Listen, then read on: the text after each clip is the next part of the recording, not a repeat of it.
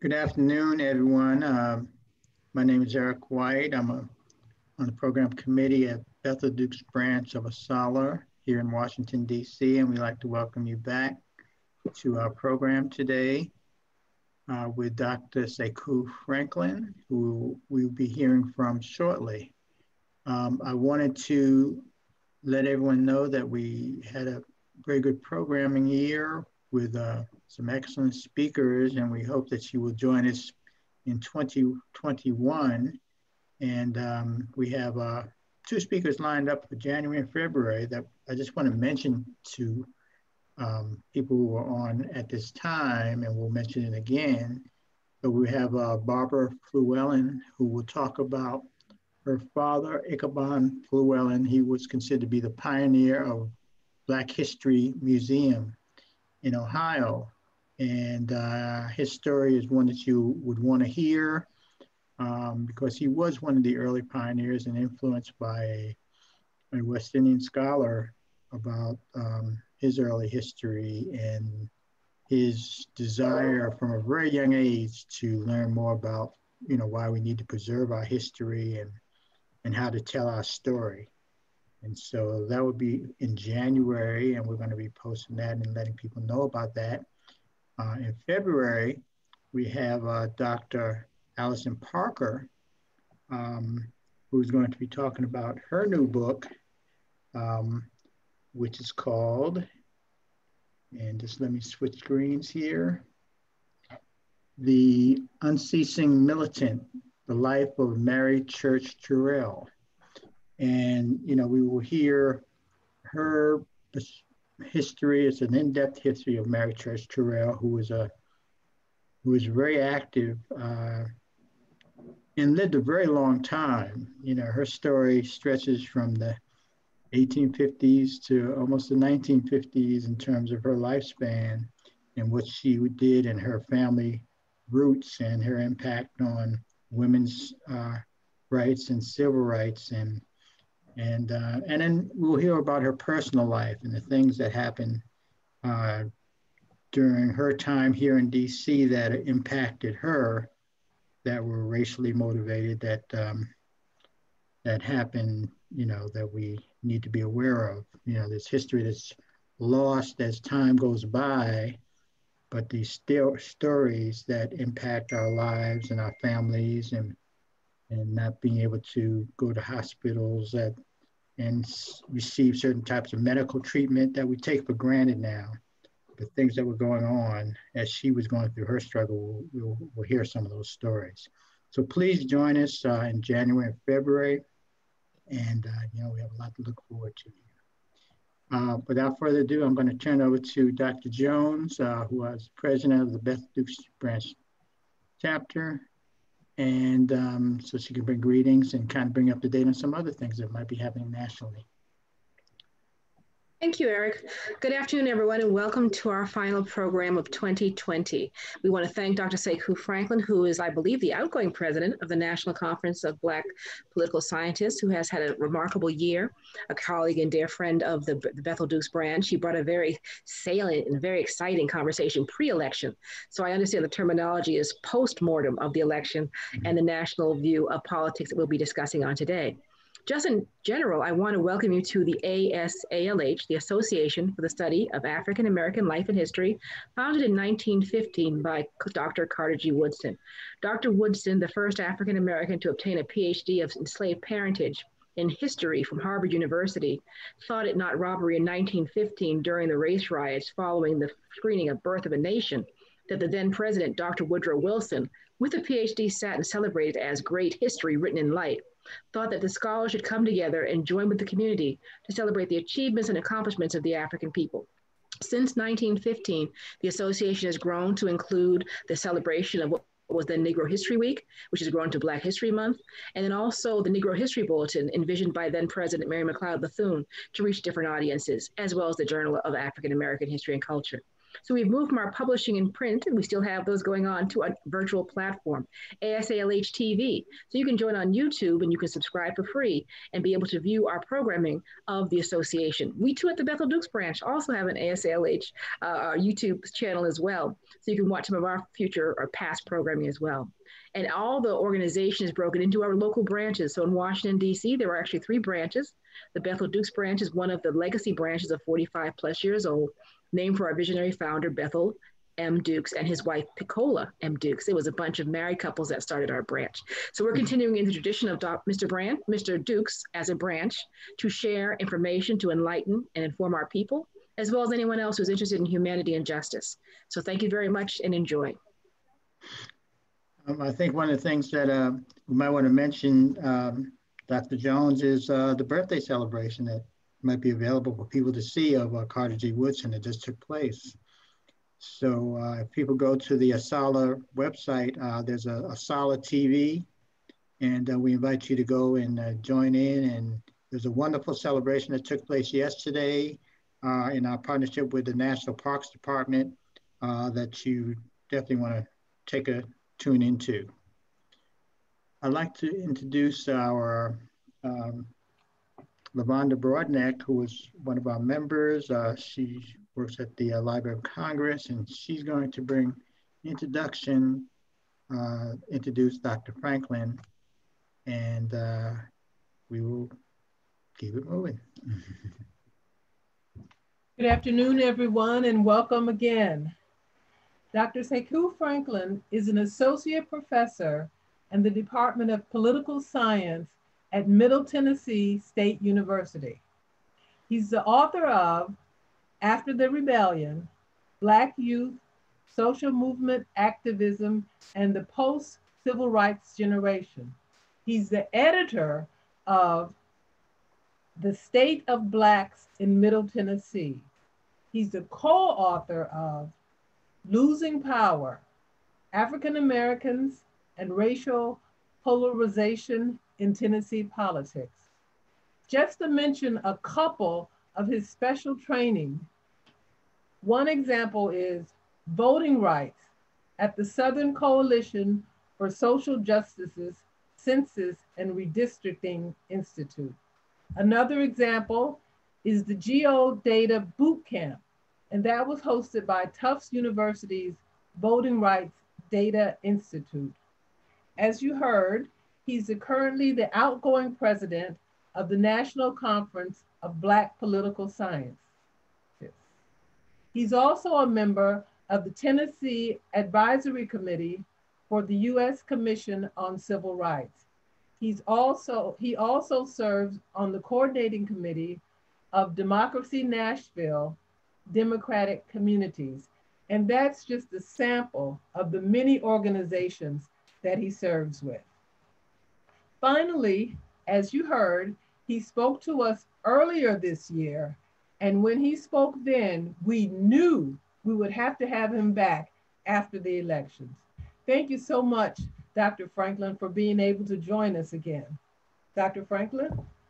Thank you for having me. I hope you can hear me. Thanks to Ms. Broadneck, Mr. White, Ms. Green, and Dr. Ida Jones, who I've known for quite some time, right? And thanks to the Bethel Dukes branch of ASALH. I greatly appreciate it. I also want to recognize Dr. Carter G. Woodson's birthday, if I can. I'm going to pull up a presentation, and can you guys see that, I think? Okay, so the title of this conversation, which I would call a conversation, is Why We Voted, a Post-Election Analysis. And I have a lot of slides. I'm not sure if I'm going to go through all of them. But what I want to do is kind of start off by saying, what I want to do is start off by saying that in terms of this conversation, the data on the election, a lot of the data on election is still to be discovered. It hasn't come forward yet because the election was recent. But so a lot of the data that I'm pulling from comes from groups like Latino Decisions, like the African American Research Collaborative, and some election data from the Secretary of State's office in select states as well. But really, the larger argument that I'm going to talk about today is that Blacks and race remain at the center of electoral outcomes and were critical in this presidential election and helping to get Biden elected. However, and I think part of this conversation is going to look at the congressional races. However, the outcomes at the congressional and municipal levels were mixed. And in fact, at the congressional races, one may even argue that from the standpoint of people of color, African Americans, that there are some defeats that occurred.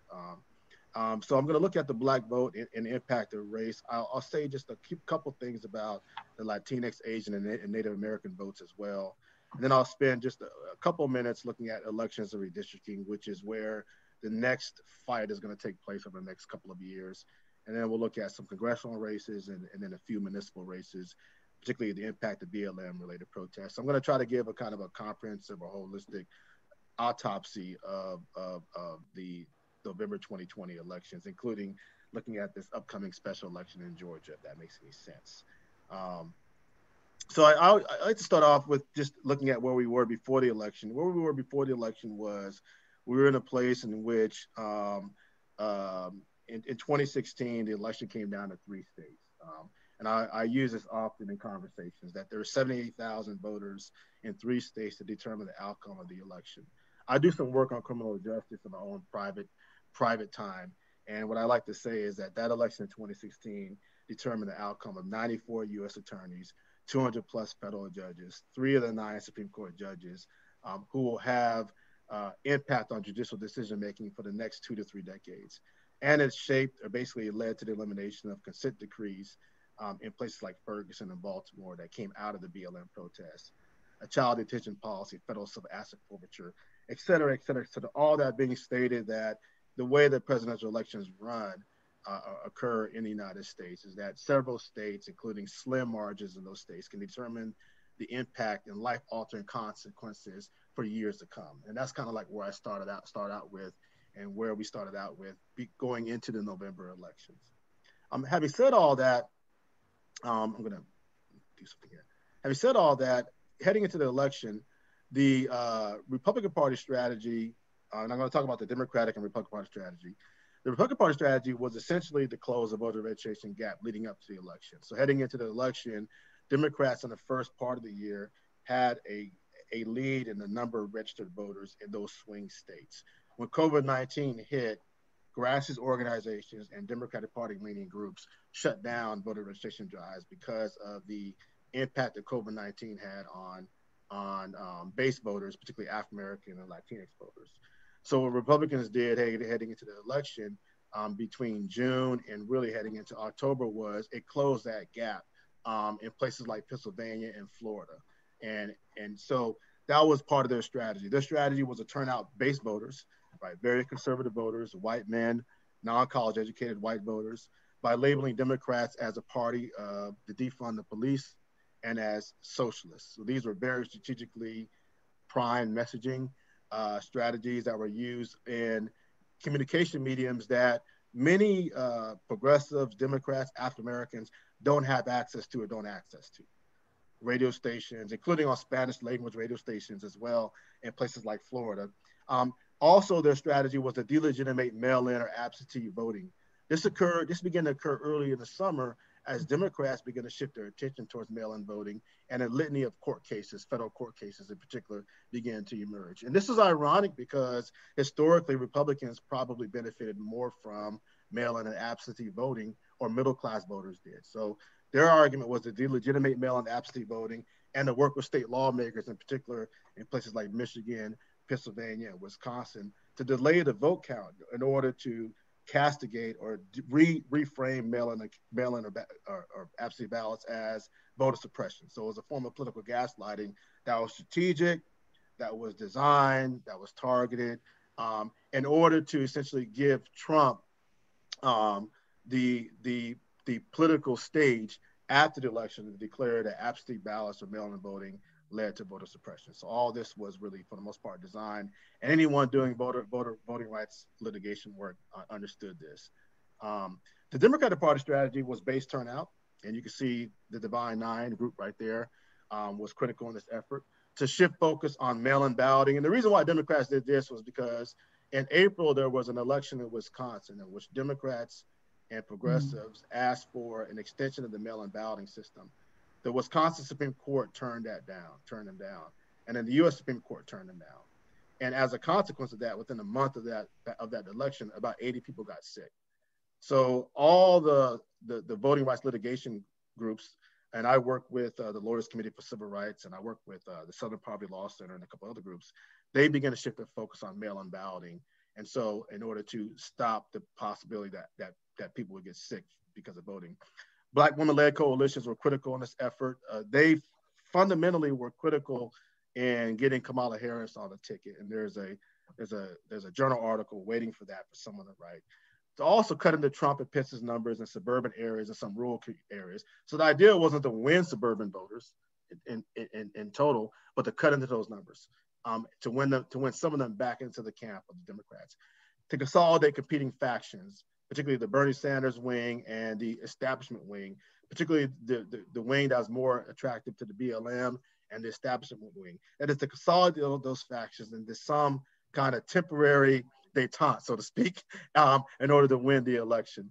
To counter disinformation, and I want to emphasize that disinformation in 2016 and 2020 is a significant fundamental part of voter suppression, particularly targeting Black and Latinx voters.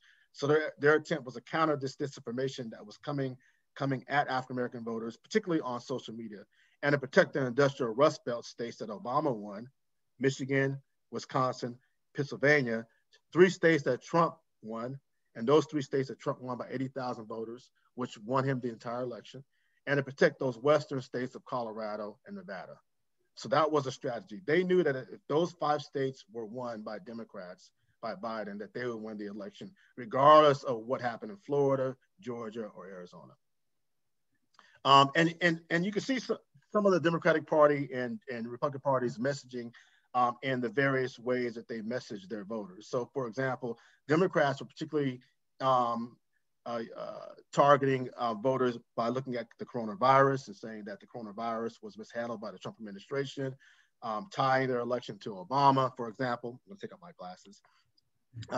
Lifting up issues such as healthcare, that is protecting Obamacare from a possible Supreme Court decision, and the economy, which had been hemorrhaging leading up to the election. Now, Trump's messaging was interesting, and the GOP, Republican Party's messaging. Their efforts were crime, crime, crime. Again, particularly as a way to counter the protests that occurred this summer, and defund the police, as an example, was another messaging strategy. China. So you can see that there are all these racially primed messages that the Republicans are gravitating towards. China, for example, as a way to win over their voters. This is based upon the presidential television ad buy. Now, at the congressional races, you saw a little bit something different. At the congressional races, Republicans were also highlighting the coronavirus, but trying to take credit for their response to the coronavirus, right? But they were also leaning on issues such as defund the police, right? Democrats, again, coronavirus, healthcare, primarily protect Obamacare, the character of the candidate, and other things. So this is based upon some data of ad buys. Democrats are also particularly useful in what I call parallel organizing, which I think deserves more attention in a lot of the research. Parallel organizing basically defines autonomous, independent organizing campaigns, organizing initiatives in which grassroots organizers, again, who are in the streets working on criminal justice, living wage, economic justice, grassroots organizers are leading electoral justice campaigns that are primarily untethered or independent from the Democratic Party establishment or consultants. And they're able to reach hard to reach voters. They're able to mobilize hard to reach voters in ways in which established Democrats are not able to reach. And so you saw a number of these organizations doing this in election. Stacey Abrams' Fair Fight, that's O.J. Seamus, who I interviewed for another project, who's with Four Directions out of the Indian Nation in the Dakotas, in Nevada and Arizona. You saw a number of groups around the country mobilizing voters with a particular talent for reaching or mobilizing hard to reach voters that are oftentimes invisible or ignored by the Democratic Party establishment organizations. And then you saw voting rights litigators really stepping up into responsibility and taking on cases, important cases. There are 300 election lawsuits in this presidential election year alone, 300. And the numbers, actually 46 states now, it was 43 states, in which all these organizations really were intent on expanding vote by mail, protecting voters to vote by mail. This case I worked on in Louisiana, it was a case that we were less successful on, but it was a case that said we have to expand vote by mail to voters who are in need of it, particularly African Americans, because African Americans have the highest death rates when it comes to, at least at this time, when it came to voters in Louisiana. And you can see that many of the legal challenges went after the post office. Why? Because Trump essentially changed out, switched, or brought in a new post office commissioner who essentially mandated a slowdown in the mail. And that slowdown in the mail led to delays of mail-in voting at a time in which there was a massive surge of requests for mail-in voting, particularly spearheaded by African Americans and civil rights organizations. And so the voting rights litigation community really played a critical role in this election. And so what you had in this election, and again, this is just a summary of some of the findings, is that, Biden and Harris won 306 electoral college votes with a 7+ million voter margin. No, there was no election fraud. I don't want to say this. That's just a red herring. That was an excuse. That's a setup. There's no evidence of that. In fact, the voting machines that were used in these swing states were also used in red states that Trump won, Dominion voting machines, for example. Republicans, however, made significant gains in the House and the Senate. And Democrats took a particular hit in House and Senate races, particularly in a state like Florida. And such now, as it stands, after Biden finishes with his appointments, Democrats will have probably just about a 5 to 7 vote margin in the House. And in the Senate, it's going to come down to that special election in Georgia. If Democrats win those 2 seats, it's a 50-50 tie. The DP gives them that extra vote. Democrats have control. If they lose one of those seats, Republicans will have control of the Senate, and Mitch McConnell will be Senate Majority Leader. Some other interesting findings, too. State referendums passed for teacher pay in Arizona. That's a big win for grassroots organizations, movements in Arizona that went out to the streets in 2018 and pushed for teacher pay increases. And in Florida, interestingly enough, although Democrats took major hits in the congressional races, and although they lost the presidential election in Florida, they actually passed a minimum wage referendum, ironically. Yet other state referendums failed.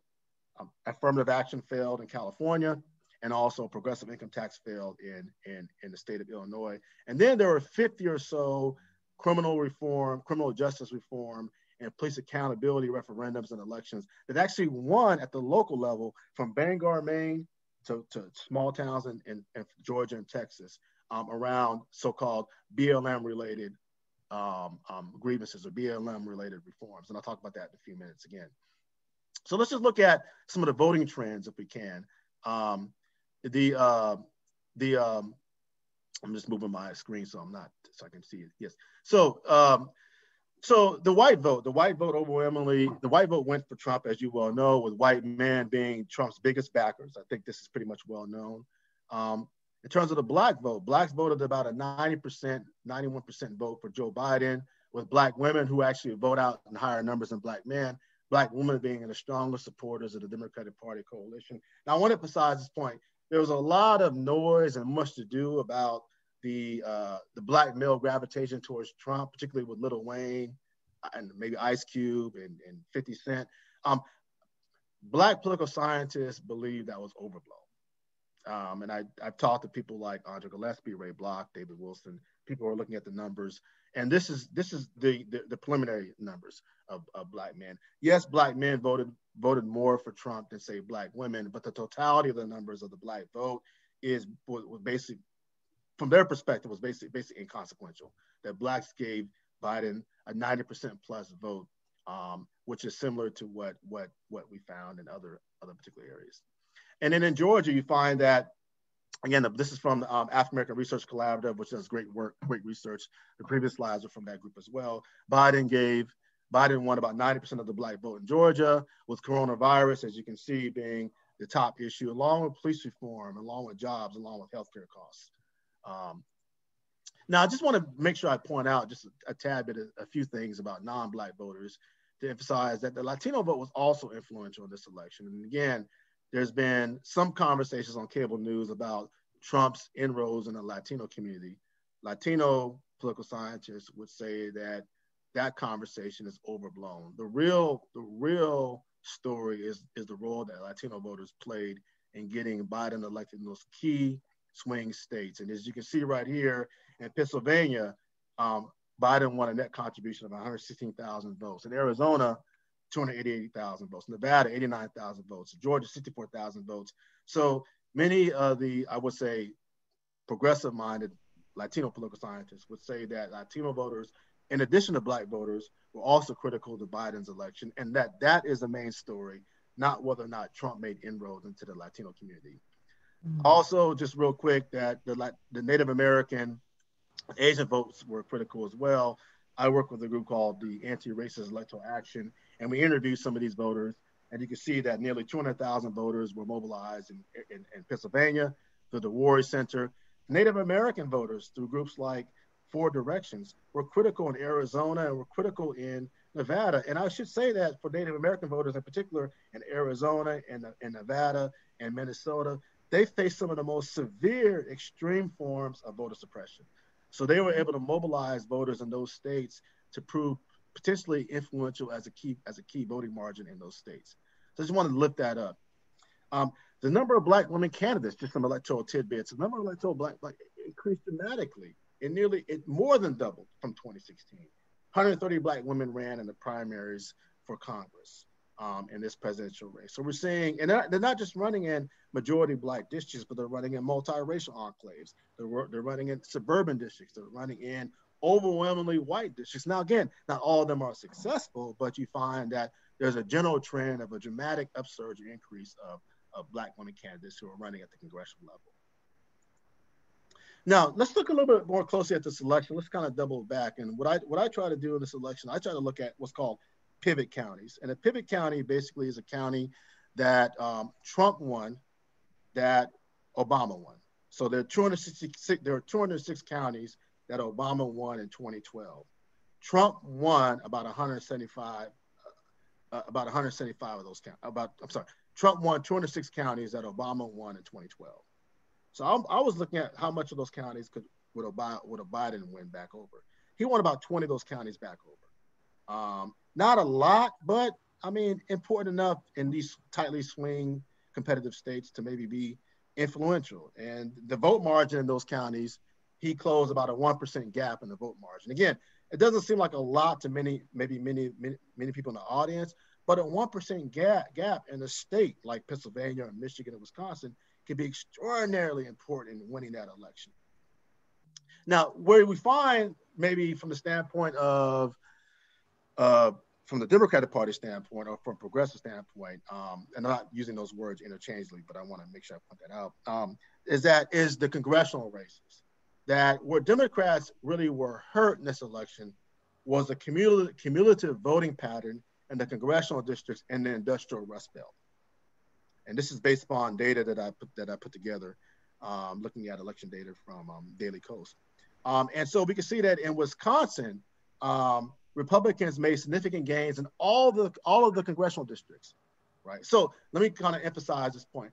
This is not saying that these congressional districts are led by Republicans or Democrats. Some of these districts are led by Democrats.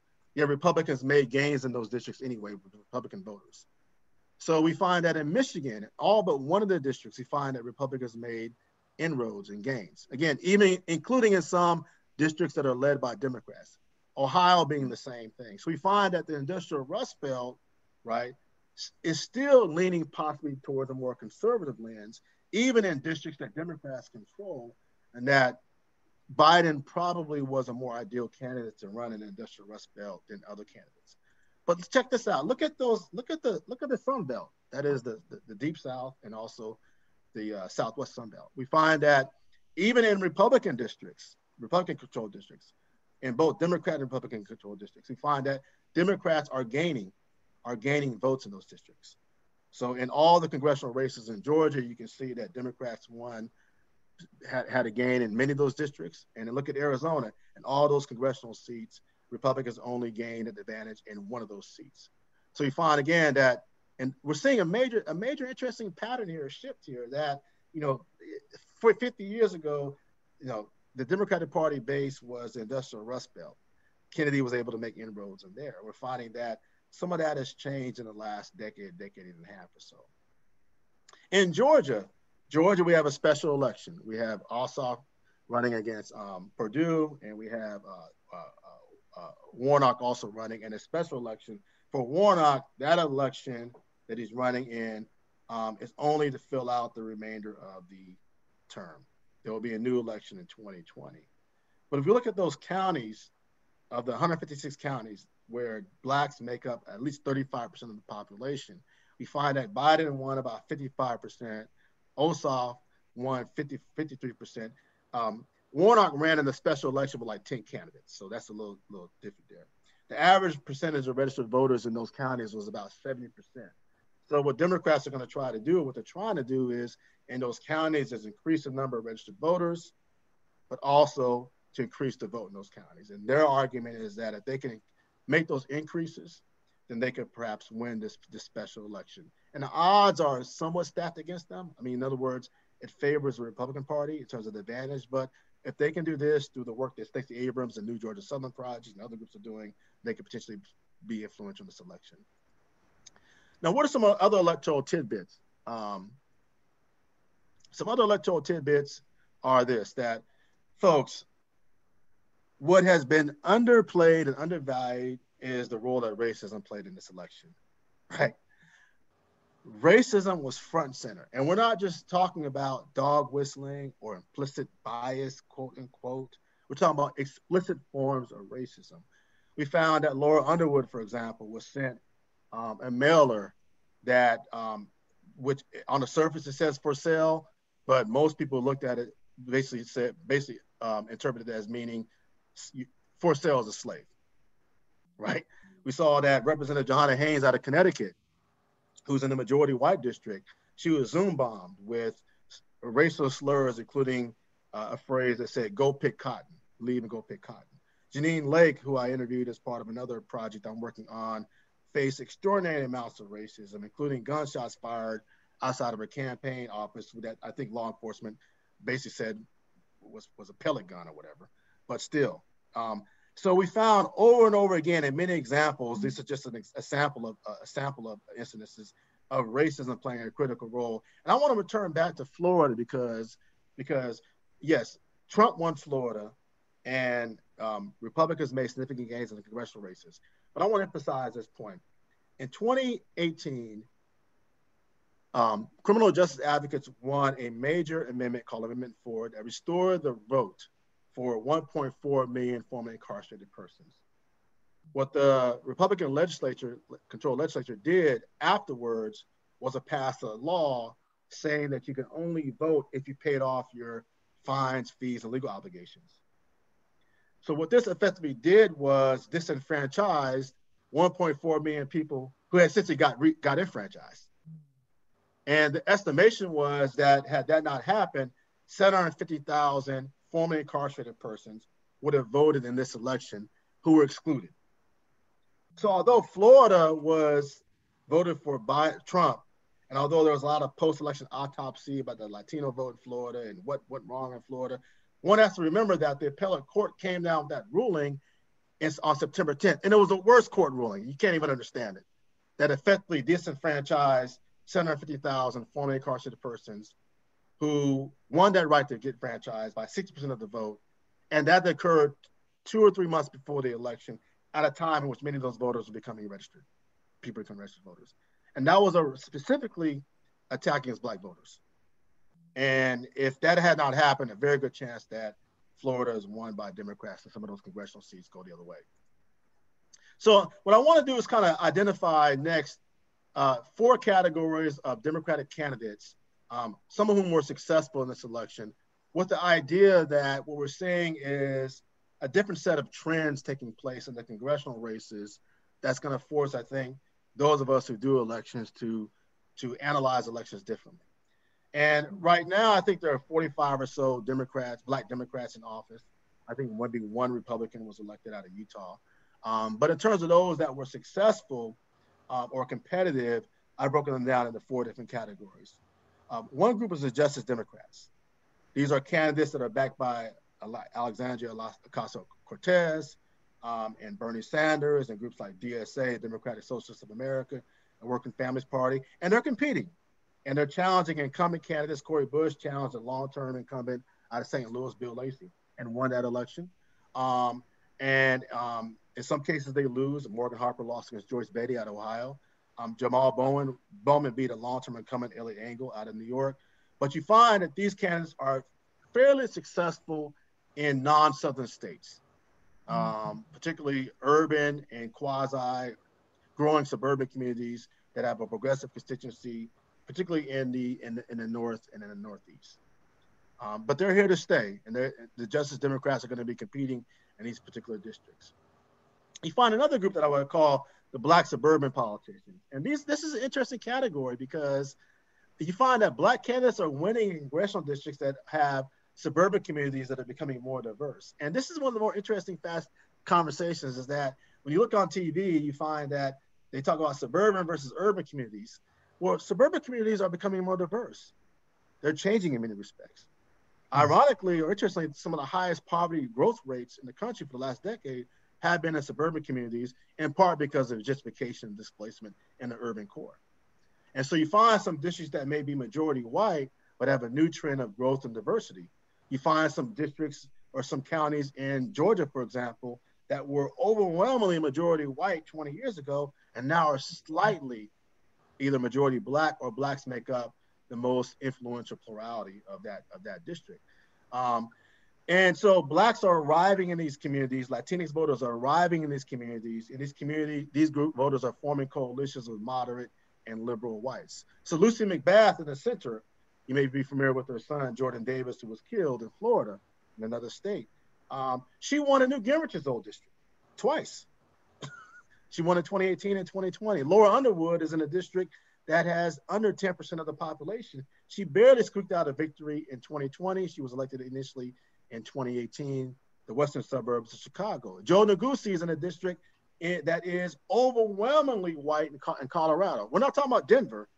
We're talking about part of Denver and then the suburbs outside of Denver, the first Eritrean American ever elected. Johanna Hayes, who's from a housing project in Waterbury, Connecticut, and represents Bridgeport, but the other parts of the district outside of Waterbury and Bridgeport are overwhelmingly white. Colin Allred in this district in Texas, even Ilhan Omar, part of the squad, makes up a district that is very diverse in which African Americans make up 20% of the population. So we're seeing that in these suburban communities, with these new trends that are taking place in suburban and exurban communities, African American congressional candidates are actually, making significant gains in these particular areas.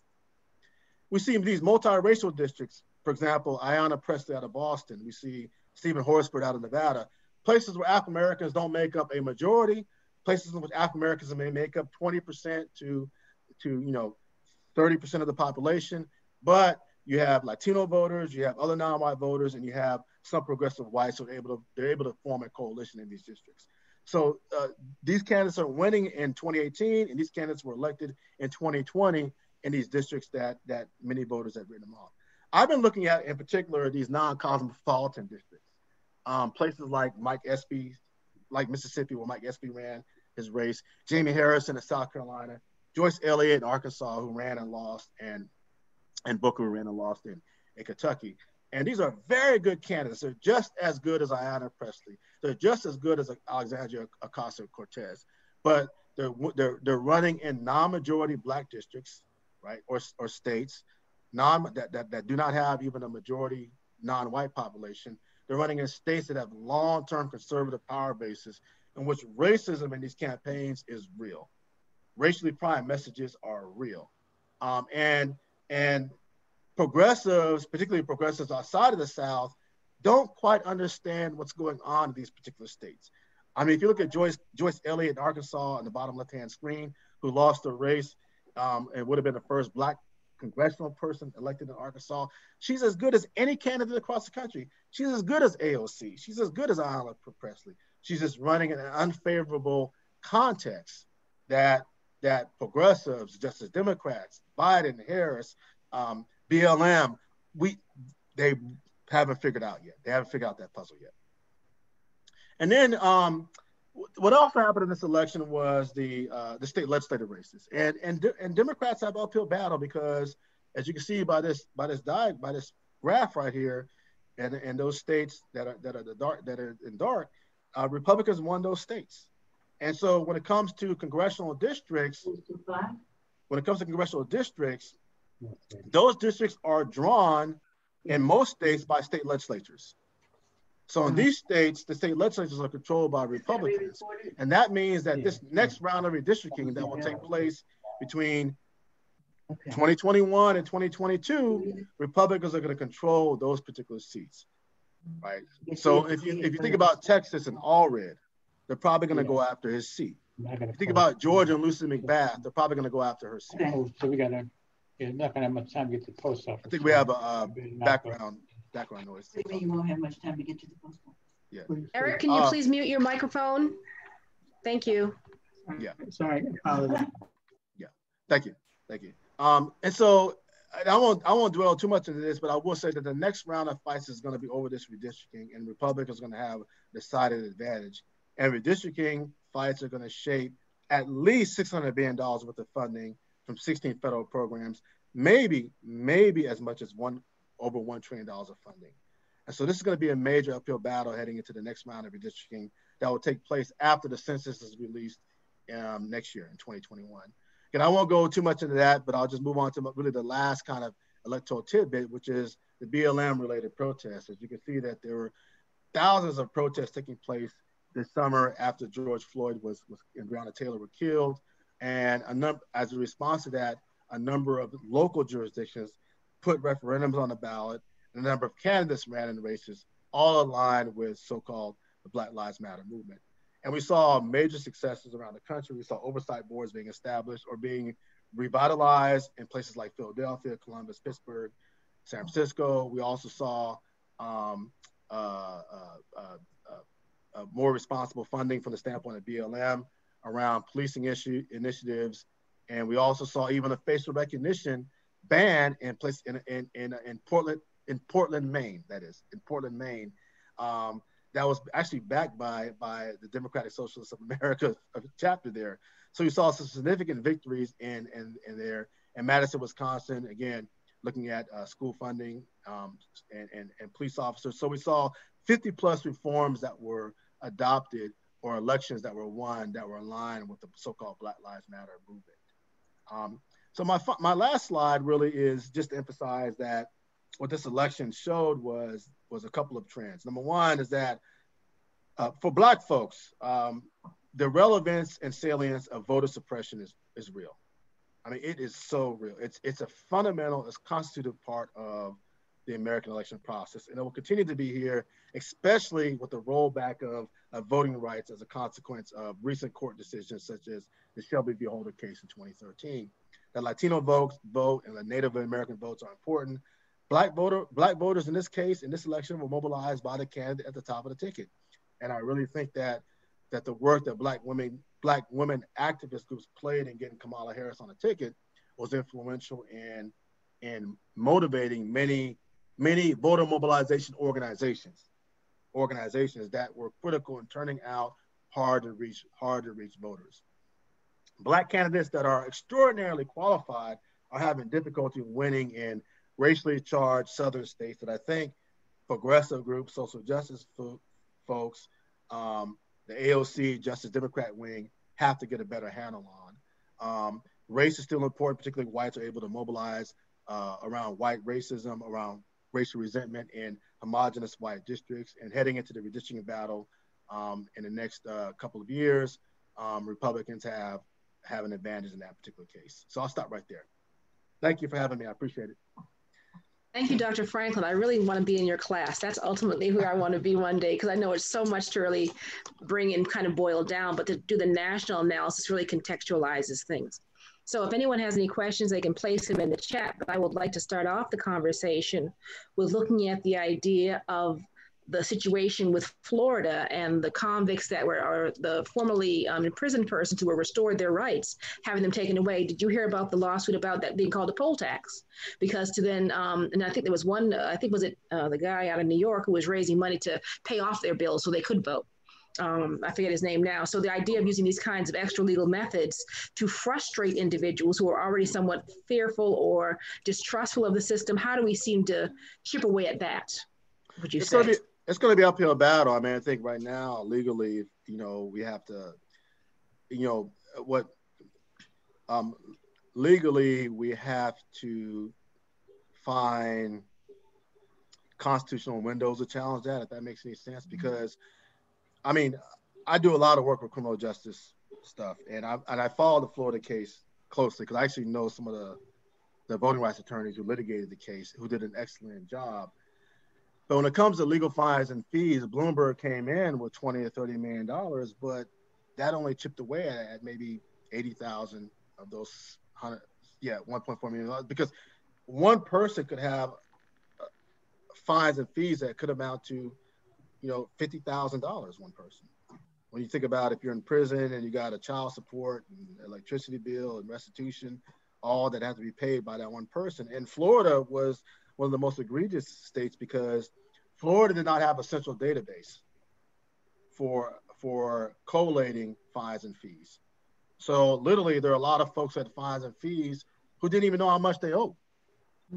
So there was an administrative pathology to it. And this is in the appellate court case. The appellate court, the reason why the appellate court case was so crazy, because the appellate court case more or less recognized that there's administrative chaos to following fines and fees, but didn't offer a remedy. It didn't offer a remedy. So yes, paying off those fines and fees could matter, can make a difference. But if you think about those 5 or 6, and this is going to be the trend possibly by conservatives, is to say, look, if you get your rights restored, you can only vote if you have your fines and fees paid. That's what we have in Tennessee. We have 400,000 plus people who can vote, but their fines and fees aren't paid. And to get those fines and fees paid, you're going to need, in some cases, you're going to need $200 or $300 million to do that, because they could be really, really expansive. So we just have to keep pressing, finding those constitutional windows. I'm really happy though that right now in 2020, we're at the most influential time when it comes to formerly incarcerated persons and justice involved individuals themselves leading voter justice movements. So Vote Louisiana, Free Hearts of Tennessee, the Florida Rights Restoration Coalition of Florida. Right now, they are at the front lines of, and these are people who spent decades in prison and who are pushing for the right to vote. So I think we have a strategy for figuring out, but the goalposts keep moving when it comes to people who want to decapitate our ability to maximize our vote. I'd also like to ask, before I open it up to Lavonda or Eric to ask a question, the idea of this kind of class issue, because with Moral Mondays with the gentleman in North Carolina, Reverend Barber, saying that there's more poor people that transcend color. And as a result, when the poor people who are seemingly losing traction with Corona, with the employment issues, they're getting to be more numerically larger. So as a result, regardless of your ideology, if you can't live indoors and you can't pay your rent, this idea of nationalism, be it white, black, or otherwise, becomes moot, because you can't live an ideology, can't provide you housing, it can't provide you food. So I think the poverty issue, as we talked pre-show, was the idea that people are really suffering economically. And even in those states like Mississippi that are very entrenched, or Alabama, and SB didn't even win. I'm surprised SB didn't win in Mississippi, but they're so entrenched with an ideology. But the poverty, when is that spine going to touch the stomach and say, well, I need to really vote how to live? Because ultimately, this ideology is not giving me the benefits of my skin privilege. So when is that going to possibly weigh in and really factor into a larger politics that's more humane and more inclusive? Where are we going to be with that? I'd like to. Well, from my perspective, I mean, race and anti-immigrant sentiment, all that plays a role in convincing many poor whites not to vote. There's some, I always get in trouble for saying this.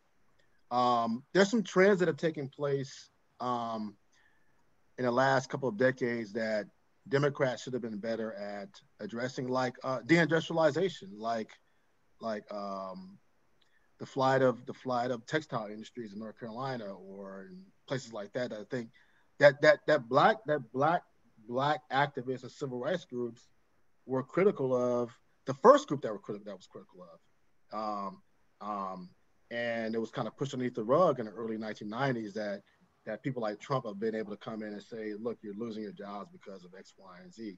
But having said all that, look, for Democrats to make, for people to make gains in these poor white communities or working class or working poor white communities, you have to be willing to create those kind of parallel organizations that to operate in those communities in the same way that are operating in a Black community, and to be able to operate in those communities for a decade or so and build indigenous leadership and indigenous power. And you still may not win.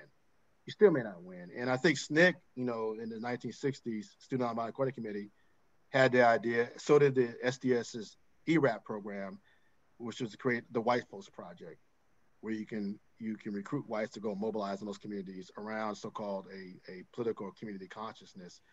And it's still going to be hard to do that. But if you don't even start there, which is not being done, all the, cable news, sermonizing that you find folks doing is just not going to work, because, you got to understand in these communities, their entire communication medium is different than what I can guarantee everybody in this conversation is getting. They're hearing different news. They're hearing different. They get different radio stations, different television programs. Their churches are saying something entirely different. So they're operating in an entirely different ecosystem than what you and I are going to be familiar with. It's almost like I hope I'm not going to get myself into trouble for saying this, but I want to be blunt with folks. It's almost like, why did the peasants in pre-Bolshevik Russia always support the Tsar, who was the most oppressive towards the peasants? And it was hard to dislodge their support of the Tsar, Stockholm syndrome. Of the Tsar family, because of culture, because of religion, because of the strength of the church, because of dividing allegiances. And I think that's the kind of conundrum that we face in a contemporary landscape but at the very start, if you're not willing to create those parallel organizations in those home communities of indigenous leaders that can counter those right-wing conservative forces, I think that you don't really have a chance of really moving in there. We have two questions in the chat. One from Adrian Fikes, who says, "Thank you, Dr. Franklin. I've noticed a focus on voter turnout and redistributing. Why aren't we seeing more efforts around civic engagement and empowering constituent voices in structures and institutions determining how elected are held representatives, so responsible, how the elected are held responsible for redistricting? So why are we not holding their feet to the fire?" Well,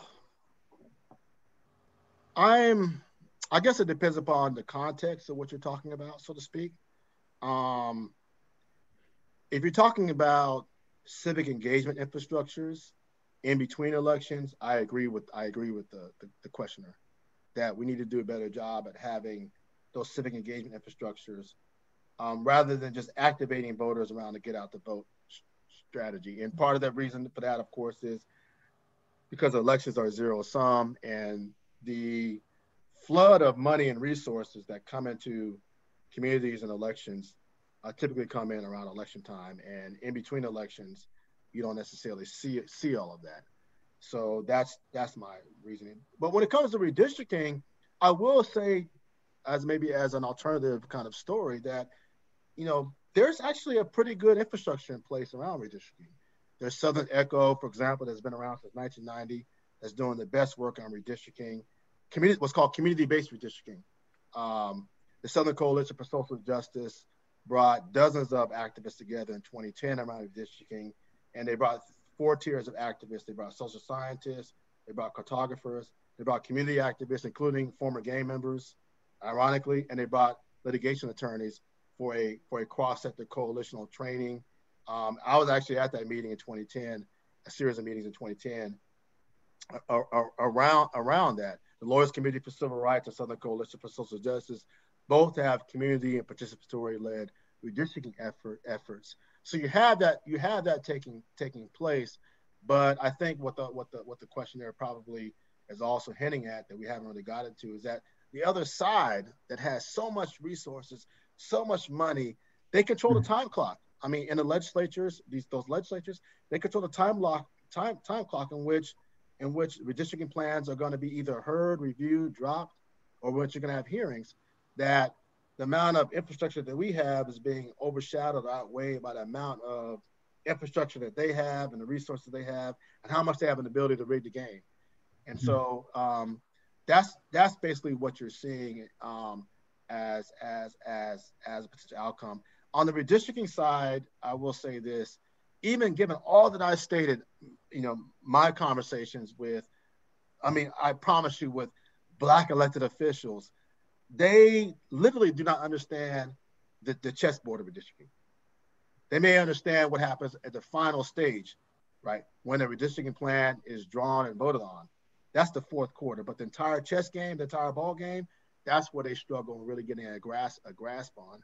And so I don't really have anything more to say than that to say, but what I just stated, I'm not sure if I answered the question. We're running out of time, but we have two more questions in the chat. One was about the idea of misogyny and homophobia in terms of our elected officials. So there's been actually some openly gay African-American men who won office, and I think there was one in Hawaii as well. So how do we see the idea of the Black voter or the electorate really embracing the fullness of a candidate, irrespective of their gender or sexual preference? Well, I'll say this. I think the efforts are mixed, so to speak. I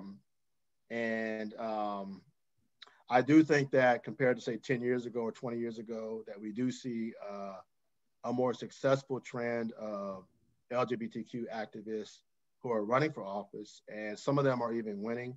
And here I would reference the research work of Robbie Perry, who was the chair of the Department of Political Science at Howard University, who's done some of the best work. But you still have a long way to go. Here in Tennessee, actually a former student that was in the department when I started, made it to a general election and did fairly well, but we still have a long way to go in that respect, and homophobia is still playing a significant role. But we're better than where we were. What we're seeing from the LGBTQ plus community, however, and I'm going to emphasize this point, the Black community in particular, is we're seeing actually some innovative and successful trends in voter mobilization.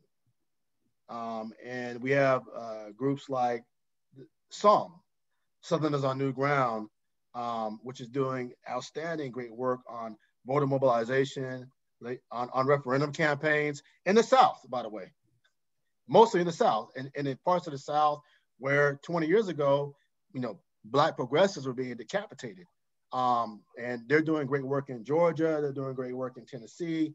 I believe their work has even extended to places like North Carolina, not only supporting candidates, but supporting referendums and policy initiatives such as cash bail and those kinds of things like that. But beyond that, we still have quite a long way to go when it comes to that. In one of our questions, our last question, is just slightly obtuse, but you can take it any way you'd like. He's a Howard alum, and he has a great question. Tim Sims, what are some challenges that Black politicians face to protect the interests of their constituents? Oh, wow. Again, it depends upon the state and local level. There's a couple of challenges. Number one is that when African Americans, at the state legislative level, in those states that I showed earlier, when those states flip and have flipped towards Republican candidates, Black candidates are losing congressional seats. I'm losing committee chair seats. So the chairs of those key legislative committees in the state legislature that were controlled by African Americans, or African Americans were second in charge, they've lost that. And some of the research I did on Tennessee found that when our legislature flipped to Republicans, the ability of African Americans to get bills passed and to build bipartisan sponsors, interestingly enough, were shaped by was adversely affected by the loss of committee chair seats. Number two is that African Americans, lawmakers, routinely face opposition, of course, from Republicans, but even from some Democrats, who seem to somehow embrace an austerity trope, that we can't get legislation passed because it costs too much.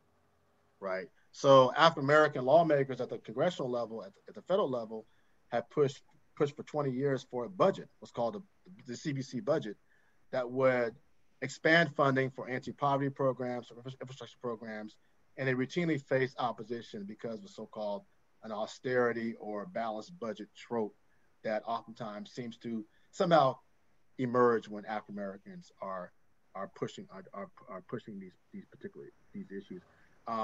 The continuance of the research found a continuance of having funds available, campaign funds available. And particularly for candidates who are trying to win statewide races, or incumbents who are trying to maintain seats in competitive biracial districts. There's just a number of different challenges that many African American politicians who are in office face, and also candidates face as well. Thank you. I'm going to turn the program back over to Eric White. Thank you so much, Dr. Franklin. Dr. Franklin, that was very, very, very enlightening, and the amount of material that you covered. I'm glad that we did record this session so that people can go back and kind of assess some of the things that you talked about, given this national perspective on the election from a variety of entities was very informative. Seeing those maps that you showed, the maps of the Black Lives Matter, and how many places around the country, actually had people that were engaged, and then talking about some of the things like what outcomes of that as a result of people of various backgrounds coming together. So, and so many things that you share with us today that we all need to just go back and really take a look at this, because like as we invited Dr. Franklin back to kind of bring this into perspective in terms of, yes, we got out and we got people to vote, but the story does not end there. The fight does not end there. What's going on in the local districts and states and counties around the country are being impacted by, this past election. And as he was saying, where we had control in certain areas, we're losing seats, and there's a lot going on. So that just leads to, we have to get Dr. Franklin back again to kind of, keep this story, this important analysis alive in terms of, what is happening. We don't always get this national perspective on our political environment. And, we need to have that so we can really focus in on local issues and the importance of local issues, and supporting local candidates through fundraisers and other things that need to be done at this point in time. So with that, thank you, Dr. Franklin. As Dr. Jones said, this is a course that, I need to kind of get into too. So we can really delve in here and understand the political environment and how things are changing, even among our candidates in parts of the country. I mean, it's all more than we were, might have been thinking about, when we joined in today, but we know it now, and we're going to kind of look into that. So please, I hope you'll be willing to join us again. As we close out, I just want to remind people that next month in January, we have Barbara Llewellyn, who's going to be our guest speaker, author, and we invite you to come back and join us. Those of you who joined in today, if you don't mind, we will send you some information about that with a link so that you can register for that program. And we have a variety of other programs that we're working on, so we can kind of, build this important history, in keeping with what Dr. Woodson wanted to do in terms of, history. Our history is a living history. And so we got to keep that going on and sharing information and, from what has happened in the past, learning from what has happened in the past and keep it moving in the future. So thank you to Dr. Jones, Demita Green, Lavonda, for your participation in helping to bring this program to in behalf of Bethel Dukes branch, and Dr. Franklin, you will be hearing from us again, and thank you. Good night. Good night. Happy holidays, everyone. Good night. Thank you.